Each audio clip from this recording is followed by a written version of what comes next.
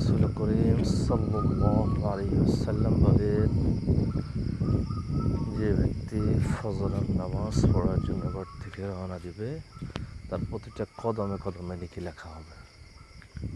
এবং ফজরের নামাজ পড়ার পর যদি মসজিদ থেকে বাইরে হয়, ফেরেশতা তার হাতে ঈমানের এজেন্ডা তুলে দেন।